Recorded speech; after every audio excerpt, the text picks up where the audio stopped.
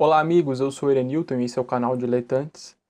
Atualmente o homem moderno ele é um pouco depressivo, né? A depressão ela é o segundo caso que mais leva à morte os jovens de 19 a 25 anos, ou seja, um segundo motivo que mata os jovens de 19 a 25 anos é a depressão. E ela não atua só nos jovens não, a gente tem muita pessoa de idade, aí, muita pessoa já velha tendo depressão e sofrendo com essa doença, que tem tendência, quem sabe, um dia ser a doença do homem moderno. Ela já é, de certa forma, a doença do moderno, ela tem tendência a cada dia aumentar e a cada dia levar mais pessoas morrerem, quer seja por uma doença, pegando depressão, ou elas mesmas tirando a sua própria vida.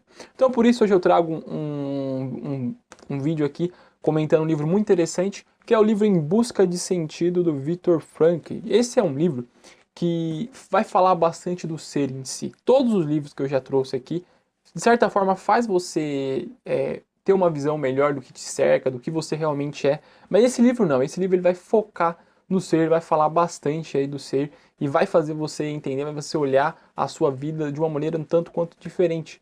Muitas vezes a gente aí tem um parente que está em depressão, ou até mesmo você está em depressão, e isso vai te ajudar a viver, encarar a vida de um modo bem diferente. Bom, o Viktor Frankl, ele era um ex-prisioneiro, né, do campo de concentração, ele estava ali no campo de concentração, era um judeu, né, e então ele passou por todo aquele sofrimento do campo de concentração, ficou ali algum tempo, e durante esse tempo que ele ficou lá, ele conseguiu ver algumas coisas, e também com o conhecimento que ele já tinha, ele era um psicólogo, ele conseguiu ver algumas coisas, conseguiu fazer alguns estudos e chegou numa nova corrente de psicologia, uma nova escola de psicologia, eu não sei muito bem, não sou um psicólogo, nunca estudei psicologia, ele chegou numa nova escola aí que chama logoterapia. Essa é uma escola que vai focar bastante aí no sentido da vida. Mais pra frente eu falo um pouquinho melhor o que é, por enquanto que vamos se ater às experiências do Viktor Frankl ali no campo de concentração. Ao longo do livro ele vai falar que existe três fases do prisioneiro no campo de concentração. Primeiro é a recepção, depois tem a vida dele ali em si, e depois tem a libertação. Todas essas fases aí tem alguns traumas que o prisioneiro ele tem em si. E também, mesmo depois de sair ali do campo de concentração, o prisioneiro continua com algum certo tipo de trauma, ele ainda tem ali, uma dificuldade psicológica. Bom, logo que o prisioneiro chega lá, acho que uma das coisas que mais é interessante, depois na vida dele lá também, é como o prisioneiro consegue se adaptar à situação. O Viktor Frankl ele vai citar aqui uma frase do Dostoiévski, que é: o ser humano a tudo se habitua, né? Essa é uma frase que mostra como que a gente é incrível. Nós às vezes achamos que eu não vou aguentar ficar um dia sem comer, eu não vou aguentar ficar dormir só 4 horas por dia, mas quando na verdade o ser humano ele tem uma força de adaptação muito grande. E os judeus, quando eles estavam ali no campo de concentração, eles também se habituavam de certa forma, que ele também também tinha uma certa, eles criavam uma certa resistência a algumas coisas, como por exemplo a falta de sono, a falta de comida. Então tem ali uma adaptação. Os judeus se adaptavam à falta de sono, à falta de comida, mas também não só se adaptavam para esse lado bom, eles também se adaptavam ali ao sentimento, né? Eles acabavam perdendo um pouco do seu sentimento. Quando a pessoa está vivendo ali no meio de todo aquele sofrimento, ela acaba tendo uma apatia aos outros e, de certa forma, deixa de possuir sentimento, deixa de ser uma pessoa boa, se é que a gente pode dizer assim. Tem ali, no meio dos prisioneiros, o pessoal que chamava capto, né? Que é aquelas pessoas que os judeus que tinham a função de controlar o outro judeu, tipo como se fosse uma espécie de guarda dos judeus. Os nazistas, eles elegiam ali um ou outro judeu para ajudar ali na contenção do pessoal, para fiscalizar o trabalho e tudo mais. E essas pessoas eram próprios judeus que eram colocados naquele cargo para fiscalizar os judeus. E não pense que porque eles eram judeus, eles deixavam de judiar os outros judeus. Eles eram tão brutais quanto os nazistas, né? Então a gente tem aí próprio judeu subindo em cima dos outros, batendo, sendo arbitrário, fazendo todas essas coisas erradas, mas sendo judeu. Porque ele está no meio da desgraça, ele sabe que de qualquer forma ele vai ter desgraça, então ele acaba se adaptando a essa desgraça e perde a apatia pela pessoa da sua própria raça, pela pessoa do seu próprio irmão, né? Bom, é interessante ver algumas coisas, alguns sofrimentos que os judeus passaram por lá, E um dos que acho que é mais marcante é quando o Viktor Frankl está ali com um outro companheiro dele, e o companheiro dele está tendo um pesadelo, né? Então ele decide acordar o prisioneiro, mas ele acaba refletindo um pouco e pensa, né? Para que eu vou acordar uma pessoa que está vivendo um pesadelo na fantasia, sendo que quando ela vai acordar, ela vai ver um pesadelo na vida real. Ele não vai falar, ele não se especifica muito aqui de todos os sofrimentos que os judeus passaram ali no campo de concentração, porque isso tem muitas obras que fazem hoje em dia, e não tem para que ele fazer isso. Mas o que ele vai mostrar aí nesse textinho é que o sofrimento era tão grande que ter um pesadelo, viver um pesadelo na fantasia era muito melhor do que aquilo, mostrando ali, evidenciando o sofrimento que eles tinham ali, né? Outra coisa também que é interessante, falando um pouco da vida, eu já vou partir para os assuntos psicológicos, falando um pouco da vida dos judeus ali, era que aquele libido sexual, aquela vontade de sexo meio que acabava, então ele não tinha manifestação sexual, de perversão e tudo mais. E por que isso acontecia? Porque eles tinham outras preocupações, eles tinham que tentar comer, eles tinham que tentar dormir. Então o impulso pela alimentação acaba substituindo aquela todo libido sexual, a vontade de fazer ali sacanagem, né? E de repente seria uma maneira de acabar aí com a tara do brasileiro, né? A gente vê aí pelo funk, o povo gosta de uma putaria, né? De repente se o povo passasse fome, ele não gostaria de putaria, né? Obviamente que isso é uma brincadeira, eu tô fazendo uma zoeira aqui, mas de certa forma, quando o ser humano ele tem um sofrimento maior, ele acaba esquecendo essas coisas que se tornam supérfluas, né? Porque para que você vai ficar pensando em sacanagem, sendo que sua barriga tá vazia, você só tem ali 200 gramas de pão por dia e um prato de sopa rala. Então não tem para que você ficar se concentrando em sacanagem. O ser humano ele acaba se purificando de certa forma, né? Bom, aí ele vai falar que mesmo no meio daquele sofrimento tinha como você buscar algumas felicidades. E uma dessas felicidades é a felicidade por meio da contemplação amorosa. Sobre essa felicidade, ele tem aí algumas palavras na página 55 que eu acho que compensa para vocês citarem aqui para vocês agora, porque é bonito, é muito interessante você refletir sobre isso. Na pior situação exterior que se possa imaginar, numa situação em que a pessoa não pode realizar-se através de alguma conquista, numa situação em que sua conquista pode constituir unicamente num sofrimento reto, num sofrimento de cabeça erguida, nesta situação a pessoa pode realizar-se na contemplação amorosa da imagem espiritual que ela porta dentro de si da pessoa amada. Pela primeira vez na vida, entendo o que quer dizer os anjos são bem-aventurados na perpétua contemplação em amor de uma glória infinita. Mesmo vivendo em torno do sofrimento, mesmo tendo ali pessoas batendo, mesmo tendo uma fome ao seu lado, quando você pensa na pessoa amada, quer seja Deus ou, por exemplo, uma esposa ou um filho, você consegue ali alcançar uma felicidade, você consegue alcançar uma realização pessoal ali dentro, né? É como se fosse uma válvula de escape. Até certa forma, sim, mas vai um pouco além disso. Por exemplo, quando você contempla Deus, você não precisa de contemplar a Deus apenas na situação boa. Na verdade, às vezes é o sofrimento que faz a gente se voltar mais a Deus. Óbvio que se você se voltar a Deus por simples e puro interesse, não é uma boa devoção, isso não vai tirar muitos frutos. Porém, o que o autor fala aqui era essa questão de como você consegue se livrar ali do sofrimento, como você consegue ir além, tendo ali um objeto amado, tendo ali algo para amar. Bom, isso mostra que o ser humano, mesmo em uma situação extremamente difícil, mesmo tendo uma realidade exterior muito difícil, ele ainda possui uma liberdade espiritual. Em qualquer situação da sua vida, você sempre vai ter a liberdade espiritual. Você vai pensar, mas qual é a liberdade que um judeu tinha no campo de concentração? Se ele tentasse fugir, ele morria na cerca. Se ele tentasse, sei lá, partir para cima de um nazista, ele ia morrer. Então ele não tinha liberdade nenhuma. Pode ser que a liberdade física dele seja muito pequena, mas a liberdade espiritual dele ainda era grande. A gente tem muita tendência a olhar só para o físico, mas na verdade existe outra realidade interior a nós. Você não precisa crer na existência da alma para contemplar isso. Você sabe que dentro de você tem algo que vai além, tem algo que tem o seu pensamento, tem todo um homem por dentro de você. Você sabe que não é só essa realidade física, não é só a realidade palpável que existe. Você não precisa ter fé para acreditar nisso. Mas é essa questão que o nosso espírito, a nossa alma, ela sempre é livre. Nós sempre teremos a liberdade interior, a liberdade de ser o que você quiser interiormente livre. Então você sempre vai ter essa espécie de liberdade. E é exatamente essa liberdade interior sua que faz você ter o exterior mais forte. Eu sei que isso é meio confuso, mas eu vou explicar. Uma pessoa no campo de concentração, ela tinha a liberdade de querer morrer. Quando a pessoa ela começava a enfraquecer o seu interior, quando ela começava a perder o sentido em tudo aquilo que ela estava sofrendo, quando o sentido do seu sofrimento se perdia, ela provavelmente iria morrer. Dentro de pouco tempo ela ficava doente, ou ela não levantava mais, mas iam lá e matavam ela, ou acontecia alguma coisa com ela, então em pouco tempo ela morria. Isso mostra que o seu interior manda no seu exterior.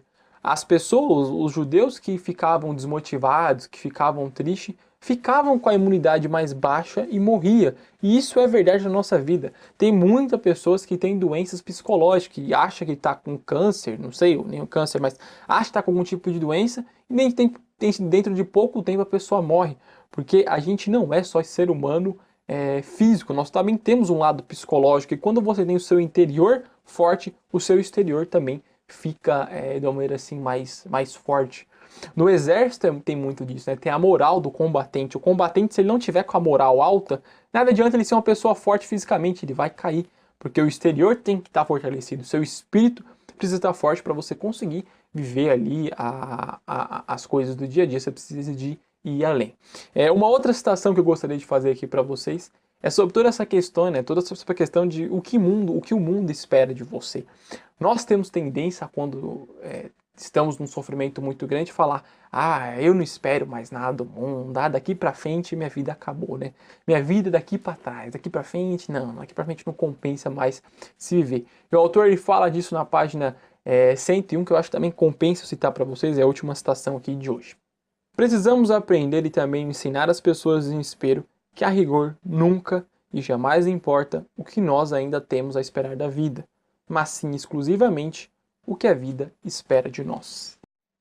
Quando nós estamos num desespero muito grande, quando nós perdemos um ente querido ou perdemos o emprego, estamos passando por uma situação desesperadora, a gente tem que pensar muito nessa frase e refletir bem nela, né? Não é o que a gente espera da vida, mas sim o que a vida espera da gente. É as nossas responsabilidades, é o nosso sentido que vai fazer com que nós superamos tudo que tem na vida. A vida ela vai impor diversos sofrimentos pra gente. Eu acho que o sofrimento é algo inerente ao homem. O homem que nunca sofreu, de certa forma, não é um homem, né? A gente sempre vai ter que sofrer. Mas como você se posiciona diante desse sofrimento é que vai fazer você ser um bom homem, vai fazer você ter uma boa vida. Então você nunca deve ficar se perguntando: meu Deus, né? Eu não espero mais nada da vida. Eu não tenho mais nada para fazer. Meu Deus, isso que você tem que se pensar é o que a vida espera de você. O autor vai falar que a existência, uma função primordial da existência do sentido é a nossa responsabilidade. Você tem que pensar nas suas responsabilidades. Sua responsabilidade para com o mundo, sua responsabilidade de ser uma pessoa melhor, sua responsabilidade de ser uma pessoa de bem, de amar sua família, sua responsabilidade de tantas coisas, sua responsabilidade de procurar sua vocação se você não encontrou, se você encontrou, de persistir nela e ir atrás dela. Então é essa questão que é muito interessante que o autor também levanta, que é sobre você ter essa vida responsável. Hoje em dia existe meio que uma as pessoas impelem os outros, né? Elas tentam bloquear a responsabilidade da vida dos outros. É assim na educação. Hoje não se pode mais tornar crianças responsáveis. O que você tem que fazer é deixar as crianças aí, sei lá, levar a vida delas, não se importar muito com a vida, não pode repreender, não pode ensinar os outros a ser responsável. Mas as pessoas esquecem que é a responsabilidade que vai fazer você uma pessoa melhor. É a responsabilidade que numa situação de depressão vai fazer simplesmente sua depressão acabar de um dia para o outro. Uma pessoa que tem responsabilidades para com o filho, ou que tem responsabilidade para com o mundo, ela entende que ela não pode se abater por uma depressão. Porque, de certa forma, por trás de uma responsabilidade é o que? É um sentido da vida, né? Então, sobre esse sentido, o autor ele desenvolveu ali a sua logoterapia, que compensa aqui eu comentar mais um pouco com vocês. Obviamente que esse comentário de forma alguma vai fazer com que você não precise ler o livro. Tem muita coisa aqui que eu não falei, realmente também não tem como a gente fazer. A intenção desses vídeos é levar vocês à leitura, né? E também uma uma ânsia do falar do homem. Quando a gente lê alguma coisa, a gente quer falar, quer expor para os outros. E fazer vocês aqui, se elevar um pouco aqui com as minhas palavras, com a minha reflexão, e fazer vocês depois lerem o livro e entender de uma forma muito melhor no livro. É um livro curtinho, qualquer pessoa lê aí. Eu acho que se você dedicar um pouco de tempo, com 2 semanas você lê esse livro, sabe? Ficando 1 hora por dia, acho que com 2 semanas dá para ler, lendo devagar, ainda por cima, é um livro bem tranquilo. Então o autor vai falar aí da logoterapia, que é aí essa escola de psicologia que tenta resolver os problemas da pessoa, fazendo com que a pessoa encontre o sentido da sua vida. Ele vai fazer uma analogia muito interessante, né? Que tem o pintor e tem o oftalmo, né? O pintor, ele cria a imagem para a pessoa, ele meio que faz uma decisão meio arbitrária, não leva isso aí ao pé da letra, é uma analogia. Então ele faz uma pintura, ele cria um desenho, ele obriga a pessoa a ver. Já o oftalmo não, o oftalmo ele vai ali arrumar a visão da pessoa para que a pessoa enxergue com seus próprios olhos. Então o psicólogo da logoterapia, ele de certa forma é assim, ele vai moldar ali a mente da pessoa para que ela consiga, por ela mesma, enxergar o seu próprio sentido de vida. Porque não existe um sentido único na vida de todas as pessoas. Cada pessoa tem uma espécie de sentido. E isso é meio que uma essência do homem que o homem deve perseguir. A partir do momento que o homem não sabe o seu sentido, a partir do momento que ele vive uma vida sem sentido, as coisas ficam ruins. O homem ele pode demonstrar sua falta de sentido em diversas coisas. Uma das principais é a depressão. Ele pode também fazer uso de drogas. Acho que a coisa interessante que ele fala é que na vida de pessoas sem sentido, o libido sexual ele acaba aumentando demais. Porque uma pessoa num vazio existencial, ela tende a ter um libido sexual mais evoluído, sabe? Fica tarada, é isso que a pessoa acontece. A pessoa fica tarada quando ela não tem sentido da vida. Então, será que o que falta para o brasileiro é isso? É um sentido de vida? Porque, lógico que a gente não pode generalizar. A gente sabe que a população brasileira é uma população de maioria cristã, embora tenha muito cristão aí que eu vou falar para você, mas tudo bem, que sabe que tem uma população boa em si, mas a gente sabe que, principalmente no meio dos jovens, o jovem ele tem uma tara muito grande, né? E o funk é uma das principais evidências dessa. Não é só o funk, tá? Não pense que é só o funk que fala de sacanagem. A gente tem aí o pagode, às vezes, falando isso, o samba, o sertanejo, tudo. Então tudo tem ali, leva aí para uma libertinagem geral. E então isso mostra, às vezes, o vazio existencial de uma pessoa. Porque quando a pessoa ela tem um sentido na vida, quando ela sabe qual é o sentido da vida dela, ela não vai cair nisso.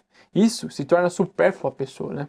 Ele fala muito aqui sobre o sexo. O sexo, ele é, sim, uma consequência do amor entre o homem e a mulher. Não é o sexo que forma o amor, entende? É o amor que forma o sexo. Eu não vou entrar nessa questão do sexo aqui, começar aí com esse papo meio moralista, que eu acho extremamente importante, mas eu não vou entrar aqui nesse mérito.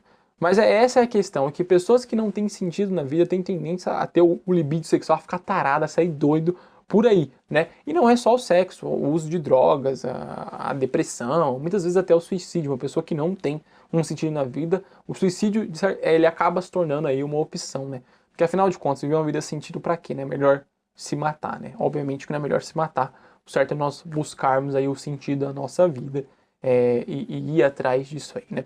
Essa escola de psicologia aí do Viktor Frankl, ela se diferencia bastante aí da escola do Freud, né, da psicanálise.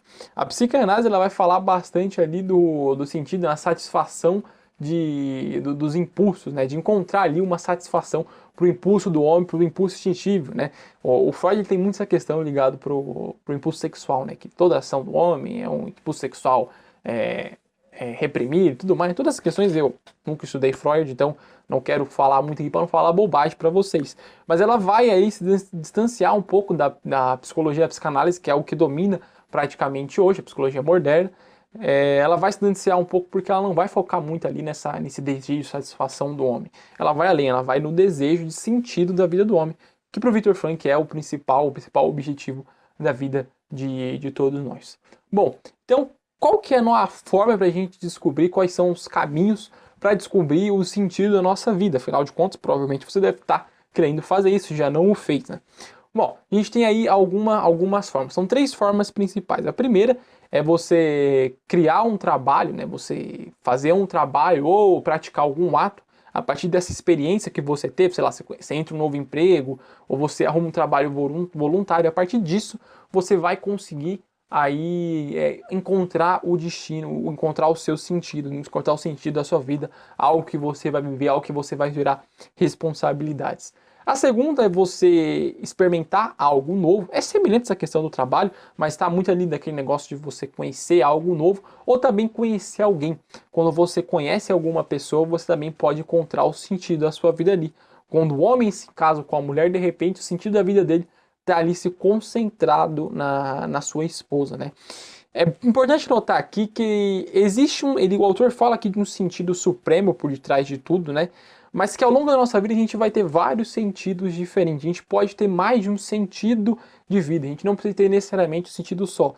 De certa forma, no fim das contas, existe um sentido que cobre todos, mas a gente pode ter ao longo da vida alguns sentidos diferentes que a gente vai perseguir e vai correr ali atrás, né? Então, o amor também pode ser uma forma de você encontrar o seu sentido, também experimentar algo novo, sei lá, começar a acampar, não sei, achar que a natureza o sentido da sua vida. Então, cada ser humano tem um sentido diferente, não existe aí um sentido só absoluto para todos, né?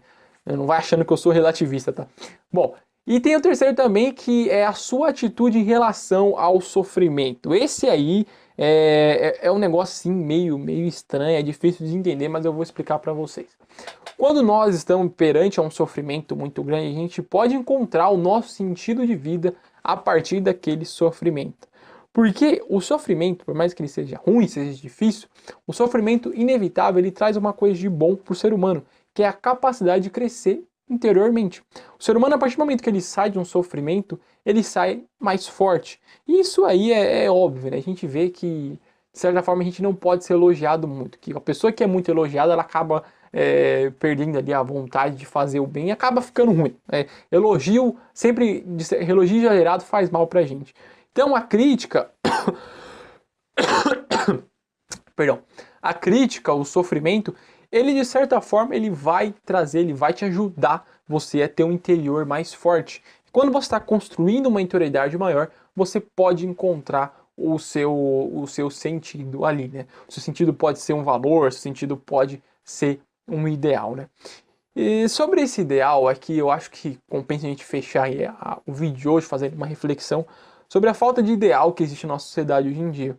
Hoje em dia, se você fala que segue algo, que tem um ideal por trás de você, você o cara ali é um moralista, o cara é um chato, o cara não aproveita a vida, tudo mais. Mas as pessoas esquecem que quando você vai morrer, quando está perto de uma morte, você vai se orgulhar daquilo que você fez, os seus ideais. O ideal, ele meio que norteia a sua vida, né? Uma pessoa que ela tem ali os ideais bem definidos, ela dificilmente vai cair em depressão. Vai ter um interior muito mais forte. Porque uma festa, porque uma bebida, porque os prazeres, eles são supérfluos, eles acabam, né? O orgasmo dura quanto tempo aí? Dura pouco. A partir do momento que você perdeu ali seu prazer sexual, a partir do momento que você perdeu a brisa da maconha, que você acabou o efeito álcool, vem a ressaca, vem a falta de sentido da sua vida. Se todo homem, a partir do momento que ele vai para uma festa, ou ele vai fazer algo aí degradante, moralmente falando, ele sai de lá, ele vai perceber que existe um vazio dentro dele. Isso é inerente ao homem, né? De repente ele não pode perceber isso por falta de reflexão, mas se ele refletir, se ele meditar um pouco ali, ele vai perceber que existe um vazio existencial dentro dele. Por quê? Porque é a falta de sentido. E o ideal ele está totalmente ligado a isso. Uma pessoa com ideais, uma pessoa que busca ideais, uma pessoa que tenta passar os ideais para outras, né? Esse ideal não precisa só necessariamente ser o cristianismo, obviamente que seria muito bom que fosse mais o cristianismo, porque todas essas coisas que a gente já falou, da questão histórica do cristianismo, tem formação sociedade e tudo mais, não vou entrar aqui, quem quiser ir, pesquise no vídeo que vai entender, pesquise nos vídeos do meu canal que vai entender por que eu estou argumentando dessa forma. Uma pessoa que não tem ideal, ela acaba caindo aí numa depressão maior, ela pode se entrar num vazio existencial e pode levar ela à morte, né? As situações interiores podem matar o seu corpo físico, pode matar o seu exterior. Então é essa a reflexão que eu queria deixar aqui hoje para vocês, né? Busquem ideais para a sua vida, não fiquem chateados porque seus amigos vão achar você é um cara chato, você é um cara conservador, você é um cara moralista. Não pense nisso. Pense que é o ideal que vai fundamentar a sua vida e que é o ideal que vai levar você para uma espécie de transcendentalidade, né? Você não vai ficar ali no mundo terreno, não vai ficar só ali nos bens materiais, vai levar você para além de tudo isso, né? Eu espero ter conseguido ajudar vocês um pouco aqui com esse vídeo de hoje. Eu acho que esse ponto, essa questão do sentido da vida, essa questão da depressão, da gente ter um interior mais fortalecido, ter uma espiritualidade, não precisa necessariamente ser uma espiritualidade como vocês pensam, pode ser algo assim mais interior, não precisa levar a religião de fato. De fato, a religião é um dos melhores caminhos, o cristianismo é um dos melhores caminhos, mas não precisa necessariamente ir para essa via. Bom, então, esse é o vídeo de hoje, eu espero ajudar vocês e até mais.